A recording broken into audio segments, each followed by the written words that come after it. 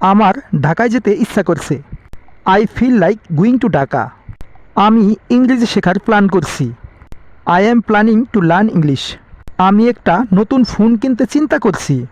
I think of buying a new phone. So guys, আজকে আমরা শিখব 3টি গুরুত্বপূর্ণ স্ট্রাকচার, যেই স্ট্রাকচার দিয়ে আপনি হাজার হাজার ইংরেজি বাক্য তৈরি করতে পারবেন। ইংরেজি শিখতে হলে আপনাকে শুধু এলোমেলো মুখস্থ করলেই চলবে না, কিছু কিছু গুরুত্বপূর্ণ নিয়ম শিখে রাখা দরকার। আজকের ভিডিওতে আমি আপনাদেরকে শেখাবো ইংরেজি বলার জন্য 3টি গুরুত্বপূর্ণ স্ট্রাকচার। এই স্ট্রাকচারগুলো আপনি শিখে রাখলে খুব সহজেই হাজার হাজার ইংরেজি বাক্য তৈরি করতে পারবেন। তাহলে চলুন স্ট্রাকচারগুলো শিখে নেওয়া যাক। প্রথমে আমরা বলেছিলাম আমার ঢাকায় যেতে ইচ্ছে করছে। আমাদের জীবনে কিন্তু অনেক ইচ্ছে থাকে। এই ইচ্ছের কথাগুলো আমরা ইংরেজিতে কিভাবে বলবো? যেমন আমার ঢাকায় যেতে ইচ্ছে করছে, আমার কক্সবাজার যেতে ইচ্ছে করছে, আমার লুডো খেলতে ইচ্ছে করছে। এই যে আপনার মনে একটা ইচ্ছে, এই ইচ্ছেগুলো আপনি ইংরেজিতে কিভাবে প্রকাশ করবেন? এই ইচ্ছেগুলোকে প্রকাশ করতে হলে আপনাকে ফিল লাইকের সাহায্য নিতে হবে। তাহলে স্ট্রাকচারটা কি হবে? ফিল লাইক প্লাস মূল ভার্ব প্লাস আইএনজি। যদি ইচ্ছে ছিল বোঝায় তাহলে হবে felt like plus verb plus ING. তাহলে চলুন উদাহরণগুলো দেখে নিই। আমার ঢাকায় যেতে ইচ্ছে করছে। I feel like going to Dhaka. এখানে ফিল লাইক গো ভার্বের বেস ফর্মের সাথে আইএনজি যোগ হয়ে গেল গোয়িং। তারপর বাকি অংশ। তাহলে কি দাঁড়ালো? I feel like going to Dhaka মানে আমার ঢাকায় যেতে ইচ্ছে করছে। তাহলে বলুন তো কি হবে? আমার কক্সবাজার যেতে ইচ্ছে করছে। I feel like going two Cox's Bazar. I feel like going two Cox's Bazar মানে আমার কক্সবাজার যেতে ইচ্ছে করছে। আমার লুডো খেলতে ইচ্ছে করছে। I feel like playing ludo. তাহলে বলুন তো আমার সাঁতার কাটতে ইচ্ছে করছে। এই বাক্যটাকে আমরা ইংরেজিতে কিভাবে করব? অবশ্যই কমেন্ট করে জানাতে ভুলবেন না। চলুন দ্বিতীয় স্ট্রাকচারটা শেখা যাক। যখন কোনো কিছু করার চিন্তা করি তখন আমরা ইংরেজিতে কিভাবে বলবো? যেমন আমি একটা নতুন ফোন কিনতে চিন্তা করছি। এখানে কি চিন্তা করা? তাহলে স্ট্রাকচারটা কি হবে দেখুন। Subject plus think of plus ভার্বের বেস ফর্মের সাথে আইএনজি, মানে ভার্ব ওয়ানের সাথে আইএনজি। তাহলে বাক্যটি কি হবে?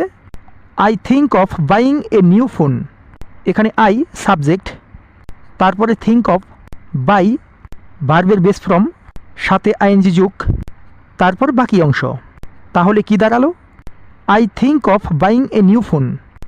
আমি আমার ইংরেজি উন্নতি করার চিন্তা করছি। তাহলে এই বাক্যটি কি হবে?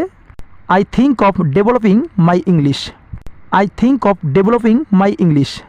আমি এখন সাঁতার কাটার চিন্তা করছি। I think of swimming now. I think of swimming now মানে আমি এখন সাঁতার কাটার চিন্তা করছি। আমি আপনার সাথে দেখা করার চিন্তা করছি। I think of meeting you. I think of meeting you. তাহলে কি দাঁড়ালো? আমরা যখন কোনো কিছুর চিন্তা করি এই স্ট্রাকচারটা ব্যবহার করব। তাহলে বলুন তো এ বাক্যটার ইংরেজি কী হবে? আমি একটা নতুন গাড়ি কেনার চিন্তা করছি। অবশ্যই বাক্যটার ইংরেজি আপনি কমেন্ট বক্সে করার চেষ্টা করবেন। চলুন তাহলে তৃতীয় স্ট্রাকচারটা শেখা যাক। আমরা যখন কোনো কিছু করার জন্য প্ল্যানিং করি বা পরিকল্পনা করি তখন সেটাকে আমরা ইংরেজিতে কিভাবে বলবো? Planning to. যেমন আমি একটি ভিডিও করার প্ল্যান করছি বা আমি একটি ভিডিও করার পরিকল্পনা করছি। তাহলে স্ট্রাকচারটা কী হবে দেখুন। প্ল্যানিং টু প্লাস মূল ভার্বের বেস ফর্ম। তাহলে আমি একটি ভিডিও করার প্ল্যান করছি বা পরিকল্পনা করছি, এটা ইংরেজিতে কী হবে? I am planning to make a video. I am planning to make a video. এখানে subject plus planning to plus মূল ভার্বের প্রেজেন্ট ফর্ম প্লাস বাকি অংশ। আমি ইংরেজি শেখার পরিকল্পনা করছি বা আমি ইংরেজি শেখার প্ল্যান করছি। I am planning to learn English. I am planning to learn English. Kajal বই কেনার প্ল্যান করছে। Kajal is planning to buy a book. Kajal is planning to buy a book. Dipti সাঁতার কাটার পরিকল্পনা করছে। Dipti is planning to swim. Dipti is planning to swim মানে দীপ্তি সাঁতার কাটার পরিকল্পনা করছে। তাহলে স্ট্রাকচারটা কী দাঁড়ালো? Subject plus be verb plus planning to plus ভার্বের ওয়ান। তাহলে বলুন তো এ বাক্যটির ইংরেজি কী হবে? অবশ্যই কমেন্ট করে জানাবেন।